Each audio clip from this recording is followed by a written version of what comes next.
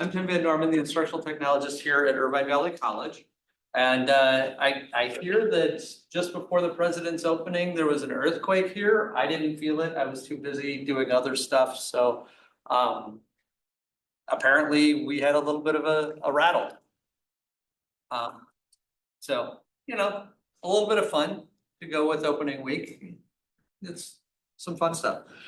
So that said, today we're here to talk about. That earthquake seemed to occur in Highland, Okay, yeah, out in San Bernardino area. okay, I saw it was like a 4.4. Something like that. I saw somebody, Something like that, yeah. so pretty good one, but yeah. Other people I know did say they felt it, but I hadn't. So today we're gonna talk about using AI to build your course. Okay, this is not talking about having your students use AI. This is not talking about whether we should or shouldn't use AI or anything like that. This is about, should you choose to use AI as a tool? What can you do to use it in your course? And as you look at this, a lot of the pictures that you see, for instance, this one was generated using AI. So if you take a look at it, if something doesn't quite look right, doesn't look like a picture, well, that makes sense. For instance, I mean, it looks pretty obvious when you see in front of the laptop, there's a little thing that happens all the time with AI. They put a little brain or something like that in there. But now take a look at the people that are behind the front student. Take a look at the desks. It just doesn't look right. And often that's what we see. So as I go through this, remember that when I say, hey, you can do this, I'm also going to all the time remind you, you're responsible for the content you create. Okay? So what I mean by that is, if you're asking students to identify something in this picture, make sure that the picture is something that they can identify. Okay? You know, where is this location or something like that? This isn't an actual location. So just think about that as you're using AI, is you're responsible for whatever it is that you create, what you give to your students. Now, in this case, I'm using this as a representation for a specific course that I've built. If you email me afterwards, I will send you a link to that course. You can be a student in it. And it is basically everything that we're going to go through today, but much more detailed. So I'm taking it from a course outline of record to how to use AI as a tool to build your course. So a little bit of background. Swaps over.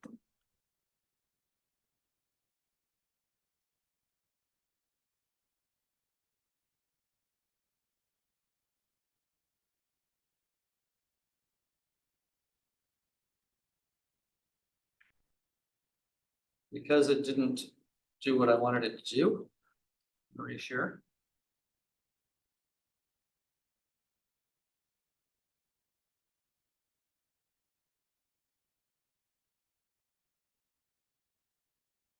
So a little bit of background.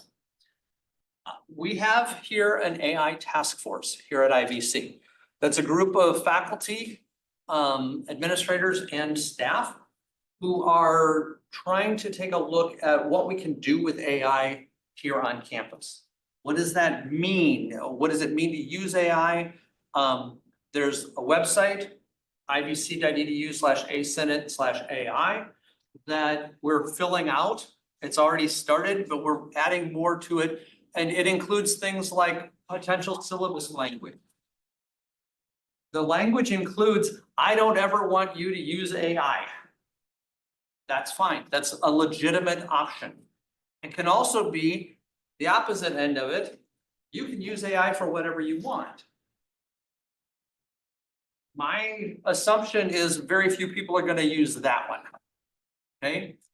Many people might go in the middle and say, there are times when you should use AI. There are times when you should not use AI.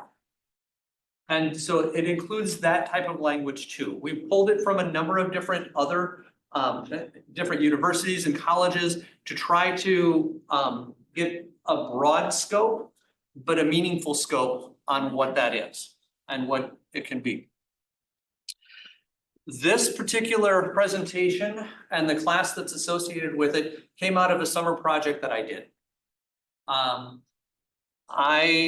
During the summer, yes, I'm busy, but sometimes it's like doing the same thing over and over again.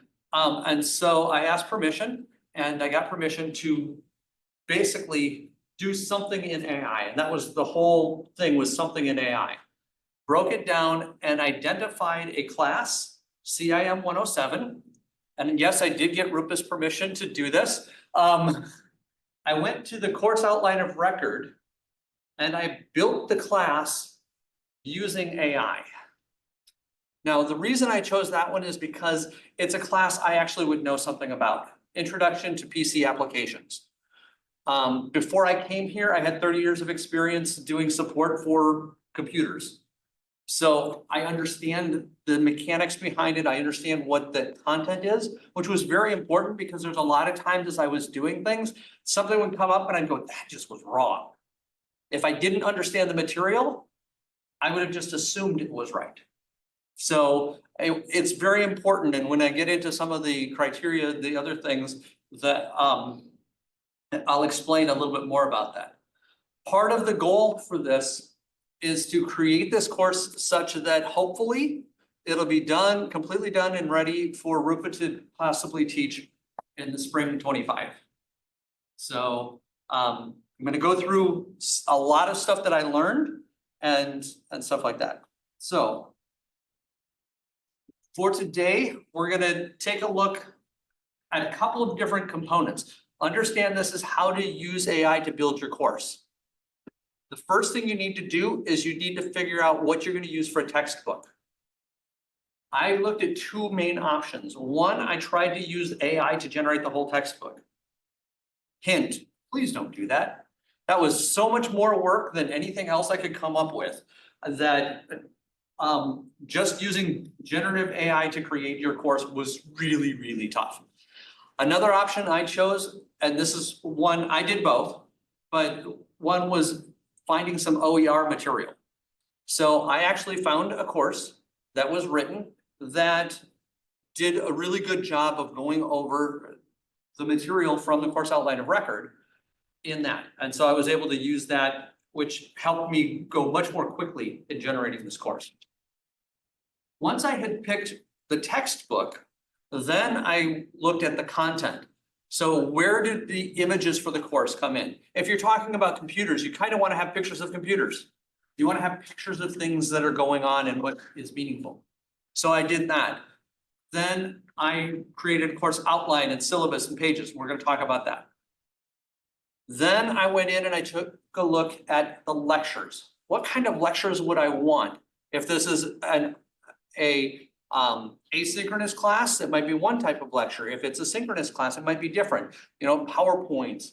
I used AI to actually generate from chapters of the book to generate a video with the PowerPoints from a PowerPoint presentation as well. So it was a lot of learning that I did. It was a great project this summer. Quizzes and exams. This is someplace where generative AI really does excel. Okay. So I took a chapter and just had it generate quizzes for me. And again, we're going to go into a lot of that. Assignments, how to break apart assignments and stuff like that. And it did a really nice job with that. And then we're going to talk about cautions. What to be aware of if you're going to do this. And I mentioned some of those a little bit ago as well. So why did I do this? First of all, I wanted to do something fun. Now I know AI might not be considered what you would think of as fun. For me, this was. But I wanted to pick a course that I knew, that I would understand and I could actually be able to evaluate, did this make sense? Okay. I wanted to be able to work with you guys. And the best way to do that is to have done the work myself. Now, if you've got a question, I've actually gone through that effort. I wanted to also use the AI tools that we have at IVC. So none of the tools did I spend any money on. And I'll talk about which tools I used and stuff like that as I go through. So I did use free ChatGPT. So that's the 3.5, I think, right now. I used several different tools that we have here, Copilot, Gemini, and stuff like that. So all of the tools that I used, you have available to you. Now, there's a couple of cases I'll talk about that I signed up for a free account, I ran something and I got some results just to see what it'd be, but they're all available to you here now. The reason I did this is so that when you have questions, I've struggled through those same issues. And I've seen what options, some of the options that are available. Now, understand that give it a year and half of this presentation is probably going to be completely wrong. In fact, I would say give it 6 months. In January, half of this presentation is probably going to be dated at best. So understand that that is the case. So what process did I go through? First of all, I identified a course that I could work with. You guys already have a course. So you can use different parts of this, and that's really what I wanted to do. I wanted to break it down so that you can use what is meaningful to you, when it's meaningful to you, and how it's meaningful to you. Right? I found the course outline of record. I wanted to go off of something real, not just something that Tim made up or that AI made up. Right? I didn't want to go even off of a book. I wanted to go off of official documentation so that it would be more analogous to what you would do for a class. I found an OER textbook and then I created 2 Canvas shells. 3 actually. So one is using an OER textbook. One is using AI to generate the class. And one is a course basically to have you look at what I did and see examples and stuff like that. So in doing that, you see the different tools I used.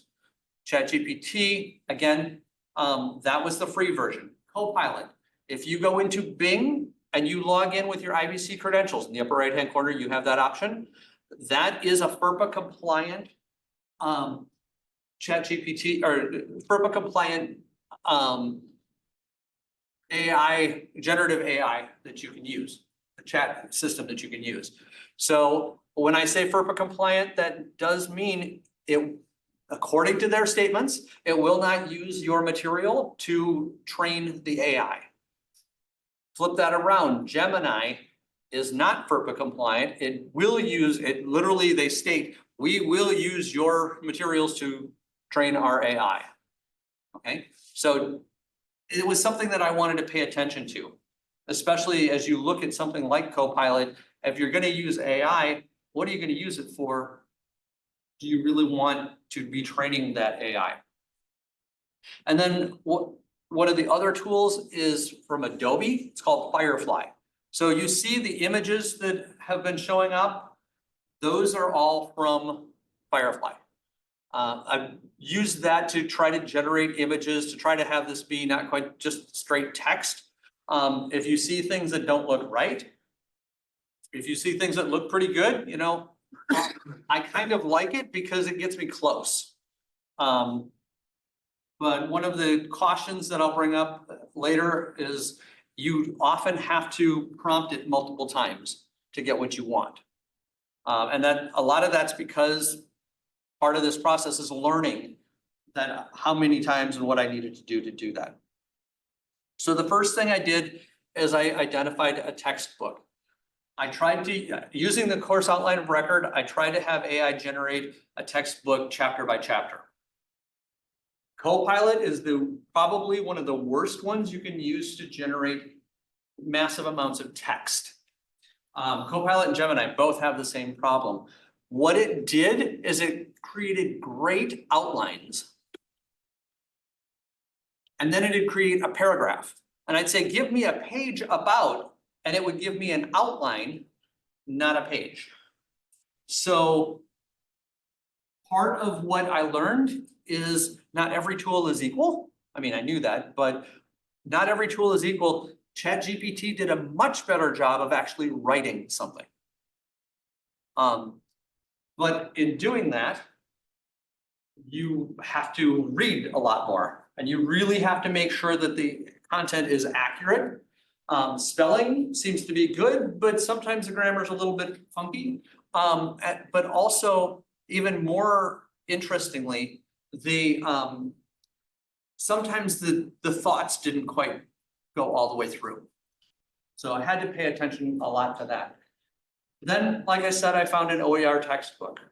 I happened to find it at OpenStax. There's a lot of different places to find it. First thing I did is, oh, hey, here's a textbook. Let me compare it. So I had I had Copilot, actually. It did a great job. Compare the two. What is in the course outline of record that is missing from the textbook? And it gave me 3 or 4 chapters. Okay, now what is in the textbook that's not in the course outline of record? And it gave me 3 or 4 chapters, which was really nice because then I could see what do I want to do? Is this close enough that I can write that 3 or 4 chapters? Or is this something that, oh no, this is going to be too much work? And it really happened. It took, once I was able to do it, probably just a few minutes.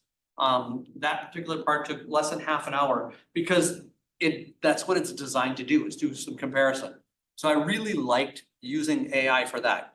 And it was accurate. I loved what it came back with. So I did have to look at which chapters from the book to use, and then also there is material that would have to be created as well. But not a whole lot, fortunately. Once I have that textbook, once I have that information that basically is, this is the accurate information for my class. Then for the AI generated part, I had to create a class schedule from the outline that I had created, identifying main assignments, and then create the syllabus. And it did a pretty good job doing that. It's outlines. It's not really hard to do that, but it was really nice to have it do it.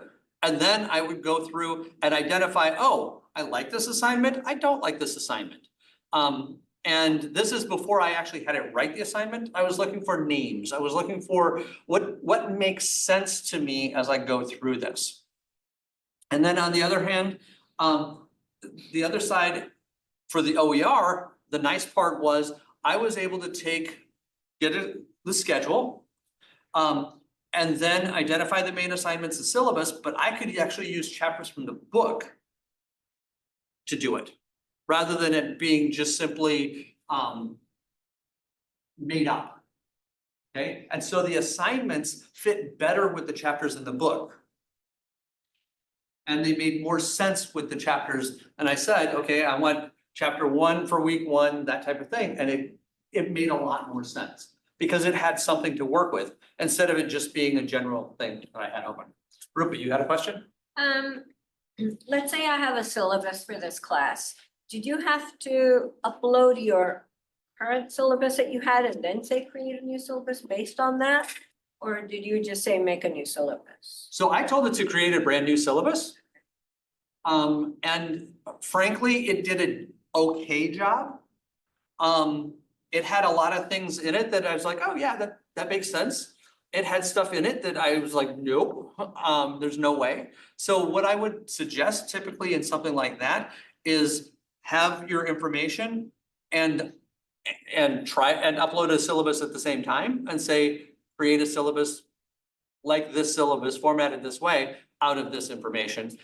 Or just take the content that they give you, if you were going to do it, and just put it into your existing syllabus. So my hesitation has been that if I have a syllabus from, let's say, spring, right? And I want to update it for fall, my hesitation has been taking my syllabus and uploading it because now I'm teaching ChatGPT my syllabus. Now it has my material to learn from. So that's why I use Copilot. So Okay. our instance of Copilot does not train off of what you use for prompts.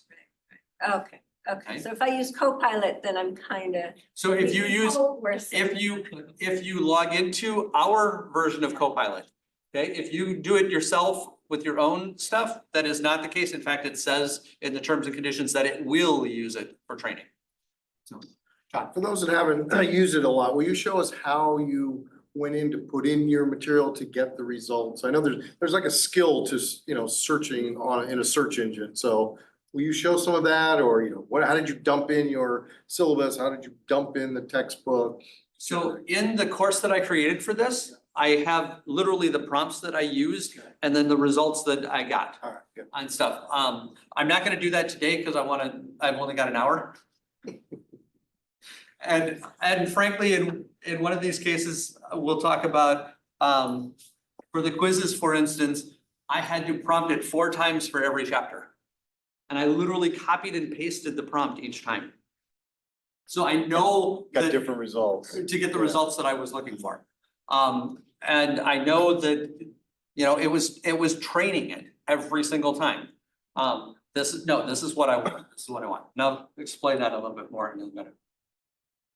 So once I had what I was gonna do, broken down, what are the weeks, how is this gonna be organized? Now I can take, and especially with the OER, I was able to take the chapters and turn them into presentations, PowerPoint presentations.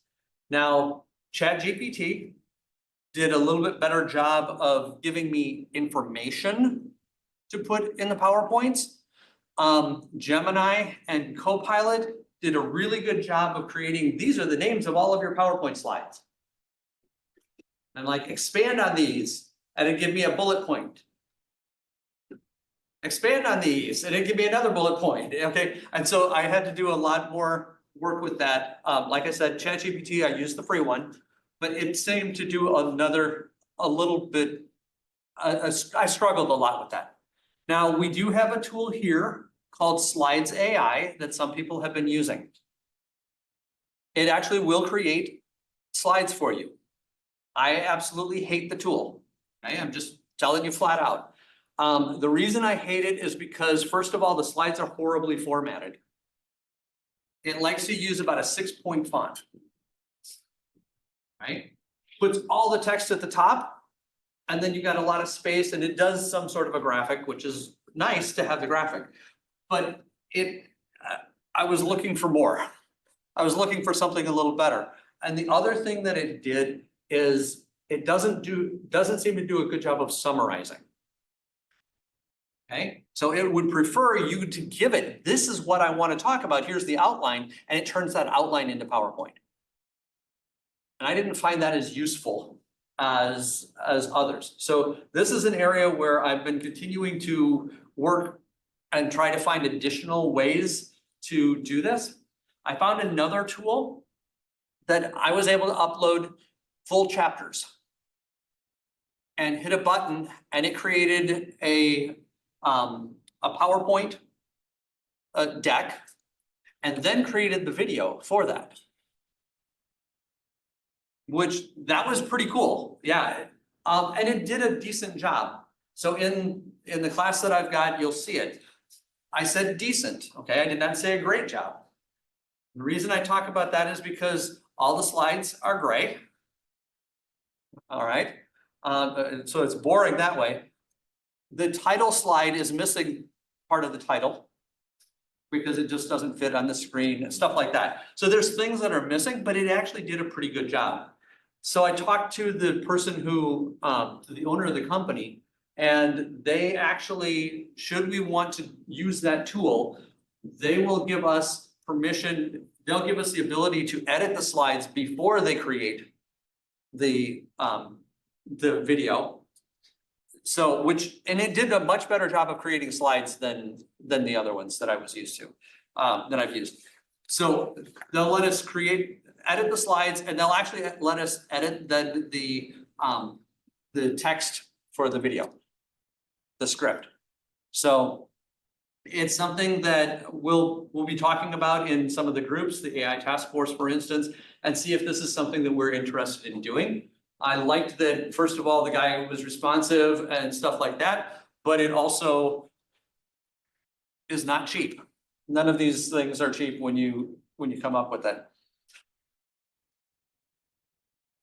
So the name of the tool, I've got that in the class. I apologize, I don't remember what the name of that tool was. But I can look it up and get it back to you guys if you'd like. I did use, I used Firefly to create the images, a lot of images. I tried to use some other stuff too. Canva actually does a really nice job creating images. I really like what they do. Canva. You have to create your own account and you can do it with a free account. But it seemed to do a better job even than Adobe Firefly. But Adobe has claimed that none of their materials were trained using copyright material. There's some argument that they may not be accurate with their statements, but at least their claim is that way. Everybody else won't make the claim. So I don't know. I don't know how that goes and stuff like that. We'll see how all the lawsuits work out, but that's part of what's going on right now. So once I have the course textbook, I have what lectures I'm gonna do. I know the order that I'm going through everything. Now the fun part, how do I've given the material, now how do I get back from the students? Do they understand what I've said? And that's when I started creating quizzes and exams. So creating the quizzes with the AI, straight AI, that was a lot harder because I had to spend a lot of time writing the textbook to create the quiz. So, and a lot of times what I tried to do is do the reverse. Okay, what type of quiz would I have for this type of chapter? And now can I write something based on that? Okay, so I tried to reverse it. What I wound up doing a lot more is with the OER, I would upload a whole chapter at a time. And then I literally said, give me 40 questions, 40 multiple choice questions in this layout, and I'll give you exactly the layout. Okay. When you do that, I was able to then copy and paste that into a file, put it into Respondus. It's a tool that we have access to, and in seconds generate a question bank. Now, why would I say 40? Two reasons. One, I wanted a lot of questions. The second is 50 didn't work. For some reason, every time I tried 50, it would have a problem. And so I just, okay, 10 less, 40, you know, okay. Why did I want a lot of questions? Because these are quizzes, all right? I wanted the students to be able to take the quiz multiple times, give them 5 questions per quiz, that type of thing. And so 40 of them meant that there's no chance that students are gonna be getting the same quiz every time. And so when I set the course up, I actually had it do 40 questions per quiz. I then used those same questions in the question bank, and then I used that question bank in the exams. So now I can pull from that same set of questions and in all 3 exams, or 4 exams. So what I did is I did 3 midterms and a final. The final actually pulls from all of the previous chapters as well. Okay, so I have 80 points or whatever in the final, 80 different questions pulled from all of the different question banks. So many from chapter 1, 2, 3, 4. And it's easy to do, and there's a good chance that the student will never see the same question twice. So once the exams are created or the quizzes, is it compatible with Canvas? It just kind of gets uploaded, or? So that is the hardest part to it, okay? And you notice I say here with layout, with proper layout. So what it is there is a very specific layout that I use. Part of why I copied and pasted. It's because I wanted exactly this layout. I didn't want it to be an asterisk to be in the wrong spot. I wanted exactly this layout. If you do it in that layout, you can send the file to me. And it takes me literally less than a minute to convert it into Canvas. There's a tool that we use, it's called Respondus, that we used to have a site license for, but every time people used it, I worked with them for an hour to get it working, and it takes me about 2 minutes. So I'd rather just do it. In the last 5 years that we haven't had a site license, I spent less than an hour per person, let alone, multiple times. And we do have, I have a question. yes, Elkner. How smart are these tools for generating questions for a quiz based on a picture? For example, for my statics class, I give them a picture and then load it bunch of different ways with bunch of forces. And the students are supposed to figure out how to calculate the reaction forces and things like this. I mean, can I use this thing? But I don't see, do you know of any school who's teaching with AI for engineering classes? So part of it is when you use AI to generate quizzes, this is a great question. When you use it to create quizzes like that, you have to be careful what the input is. So there are ways of having the input for your statistics classes, your stat classes, all of these different things. You can create the questions in a certain way or create the content in a certain way, but most of the images, they tend to have a problem with numbers. Now, there are some that are doing better. ChatGPT 4.0 is doing better with being able to look at the image and pull out correct information. But Brent, maybe you have a better experience than I do on that. I didn't find image identification, especially if I was dealing with formulas, to be as useful as I would have liked. I would say that it's in the middle of the next stage of things, so I wouldn't necessarily trust it right now, but I would say probably in a few months, try again and you'll probably get some pretty strong results. And that completely makes sense, especially because we're seeing over and over again where you can take your phone, there's an app for your phone that you can take and you can have a formula that you take a picture of and it will solve that formula for you. And it's actually pretty accurate. So it's getting there. I just don't know that it's there yet in the stuff that we would have access to. This is pretty exciting. I would like to play with it, but maybe do like one question in the midterm or something, start very small. Yeah, but it's fun, it looks like. Absolutely, and that's part of why I'm going over this is because you want to start small, you want to try it. And in all of this, I'll talk in a little bit about some of the issues that I found in doing, for instance, the quiz questions, the 40 questions, for instance. So assignments. What I chose in this particular case is I chose an overall assignment. So the overall assignment that I did for this PC applications, so it's basically Microsoft Office and it's Google Workspace that you're teaching. So what I did is I had the students write a business plan, write and present a business plan. So if you think about it, that's going to use Word or Docs. It's going to use spreadsheet of some kind. It's going to use PowerPoint or slides. You can add something that would use something like Access. So there's all the different components you can have in this one overarching assignment. But you don't want just to say, here's your assignment and have them submit it at the end. You want all of the different pieces as they go through.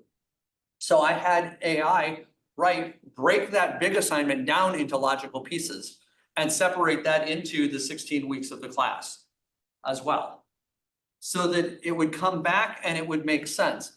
And it did a really good job of me just saying, this is what I want, now break it down into logical increments. And so some of them I tweaked every assignment, everything I did, I had to tweak. I had to make changes to, but it gave me the idea, oh yeah, that's what I could do, and that is a natural break or something like that. The other part is I then, with uploading the individual chapters, I had it create an assignment for the chapter. And what I learned there is ask it for options for assignments. Give me some options for assignments out of this chapter. And what it did, the really nice part is it would give me 8 options. And then I would say, write an assignment using options 1, 2, and 3. And it came together and it wrote a single assignment that used those options.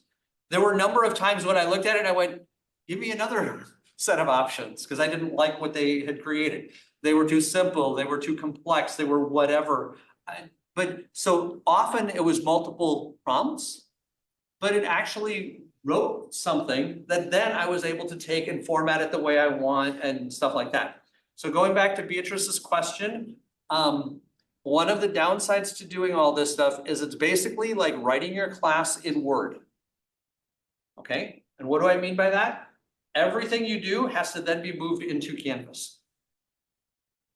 So you're not going to have it be, it's not going to just upload into Canvas at all. There are steps that you're going to have to do to make that happen.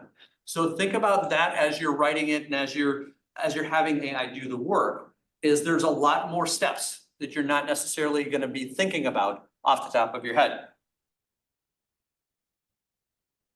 So now we'll get into the cautions. So I don't expect any of you to create a class from scratch. Okay? Now, yes, sometimes we do that, but more often you're going to want to use this in an existing class, in something that you've already been doing, and you want to try it out, you want to stretch a little bit. So when you do that, that's a good thing, especially at first, because you already know your material and you want to use that material and continue to use that. So it's a good thing. Understand that generated content may be incorrect.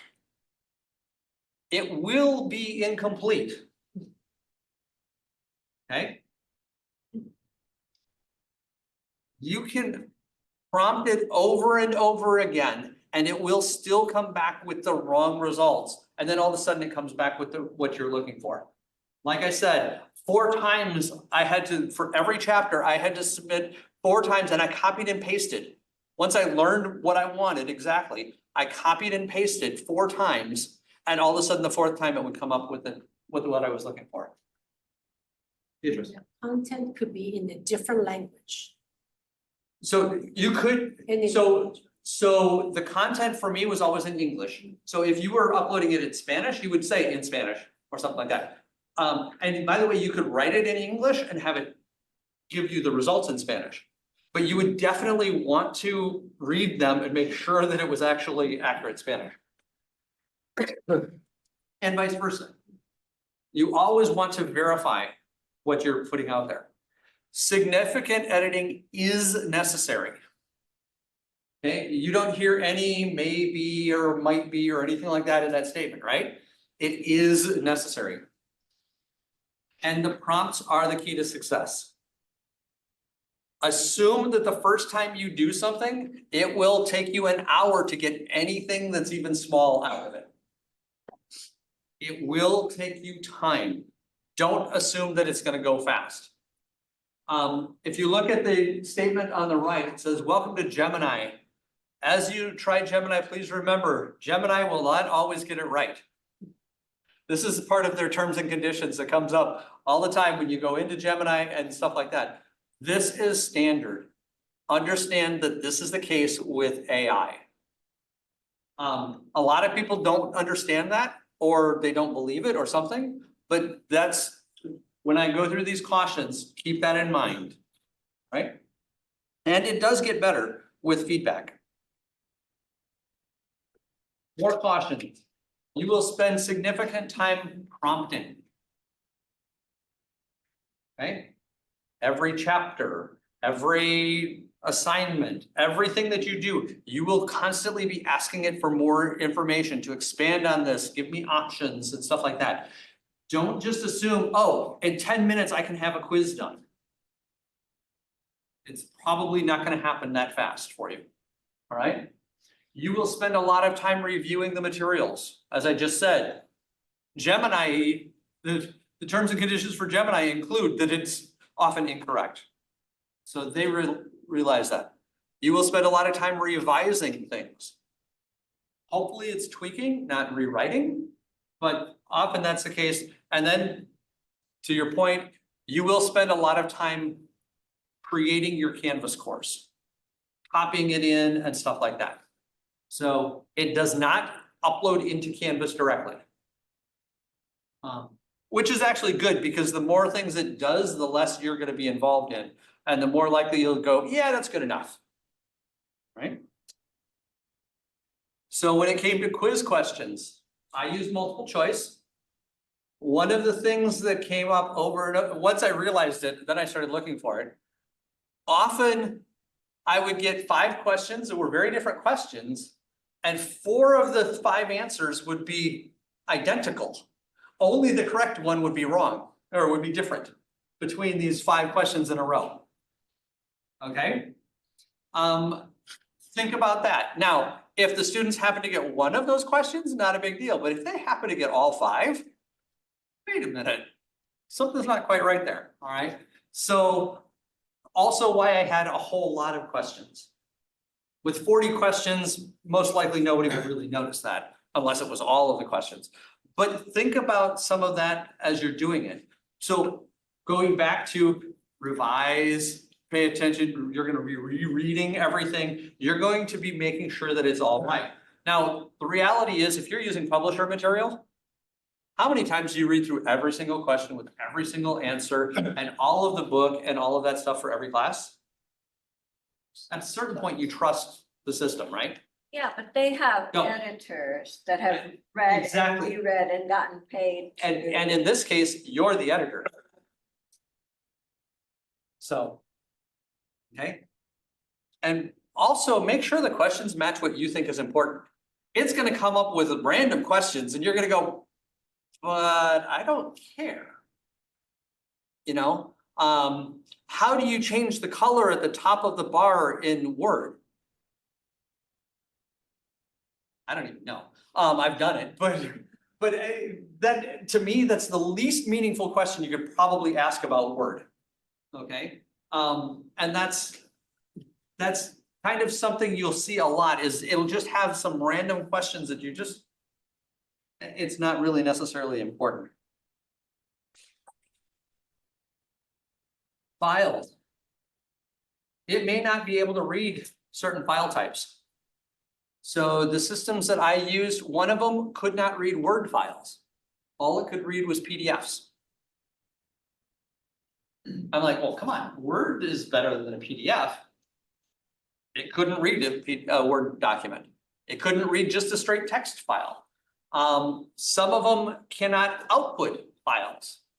It only could output into a text document that you click on and copy it. Copy and paste it. File size. So if you're uploading a PDF or something like that from a textbook, if it's got pictures, those file sizes get huge really, really fast. 20 pages can be 20 meg in a heartbeat if you've got lots of pictures. And so often that becomes an issue. So you do have to be careful with that. You may not be able to create a file type. So you'll see in a lot of my prompts that I asked for it to create what's called an RTF, rich text format. An RTF looks like a Microsoft Word document, but it's available to be used in lots of other places that Word can't. And so it's a really nice format for doing a lot of different things that you don't need Word and you don't need the overhead of Word, but you want more than just plain text. It couldn't do it. It did it. Copilot created that document once. And no matter how many times I asked it after that, it always errored out on creating the RTF. Okay, so you would think that the program, and by the way, this is across days and weeks. So this wasn't just a case of, oh, I prompted it and then I messed it up or something like that. Across days, I couldn't make it happen more than the one time. This is Microsoft Copilot Microsoft Copilot that, trying to create an RTF file. or a Word file, it couldn't, It could not do it, wow, okay. okay? So just be aware of that. Now, it's really easy to use text and copy and paste it into a Word document or a Google Doc or something like that. It's not hard to do, but just be aware, it's not gonna create necessarily that file that you're looking for in exactly the format you're looking for it.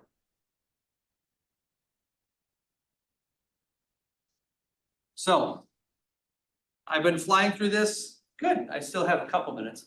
Not very many, but for more information, Tuesday from 1 to 2:30 in Bistic 217 right upstairs.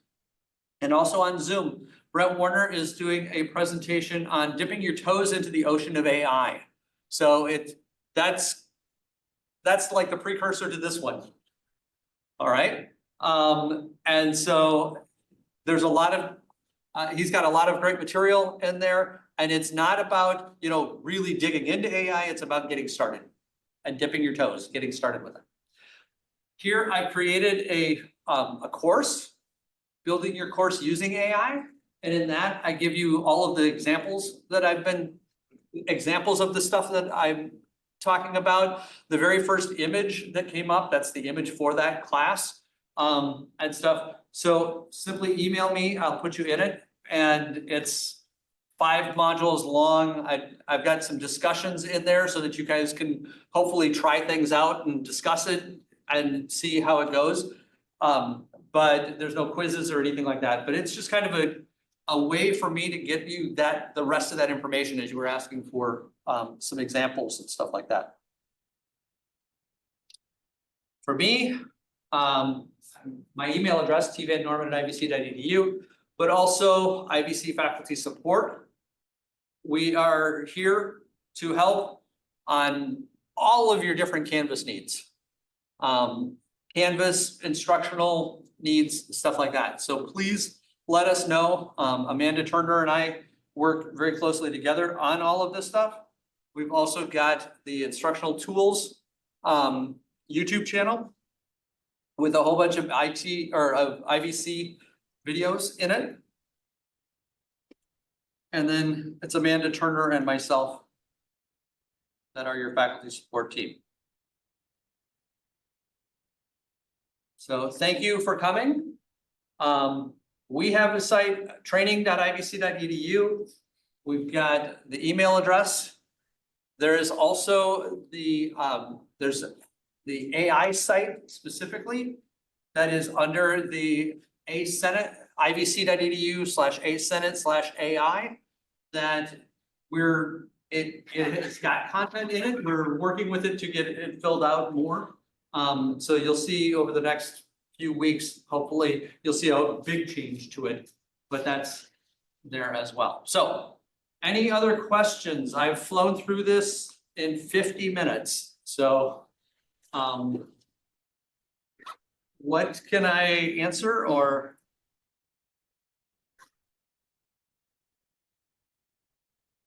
Thank you.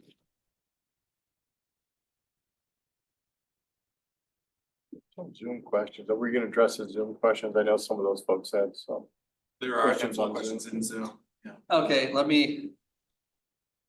I apologize to those on Zoom. I did not have I originally had the chat up, but then it stopped working something stopped working, so I didn't get a chance to do that.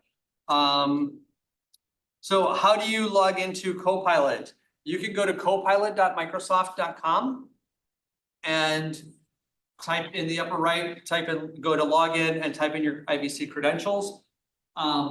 You can also go to bing.com, and I don't know how much that pains me to say, but Bing is now actually competing with Google.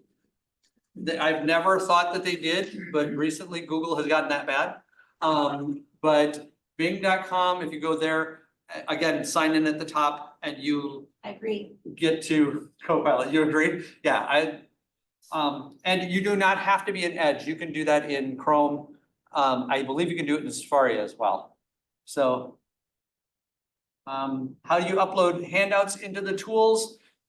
When you, in the tool itself, at the bottom, there's usually an attachment icon. You click on that and you can upload whatever content that is. Now, that said, most of these tools would only allow me to upload one document at a time. So it wouldn't let me take my course outline of record and my textbook. I had to paste in the course outline of record as text and then upload the textbook separately. So, okay. Rupa, you had a question. It was just a follow-up to your other question. Just wanted to confirm that if I go to bing.com, it's the same as Copilot as of today. Yes. As long as you log in, in fact, it says Bing running on Copilot or something like that. Yeah. Any other questions online or here? Only have hard copies of the textbook. That's the hard part, is the reality is if you're using publisher material, you must get publisher permission to upload it to AI. That is a legal requirement. That is not a Tim requirement. That is not anything else. That is a legal copyright requirement. So, and by the way, a lot of publishers are really having a problem with that. That said, if your publisher, many publishers will give you if they agree to it, they will give you a PDF of your document. Now, understand that PDF may be oddly formatted. So you may have to play with this a little bit to make it work. Okay? Don't just assume that because it looks good to you, because it's all designed to look good, that it's going to come out right in the end. So be careful is what I'm saying. And this is also when you can get a hold of me and I can help you with a lot of these things. Part of why I did this in the first place is to be able to help you with that. So, okay.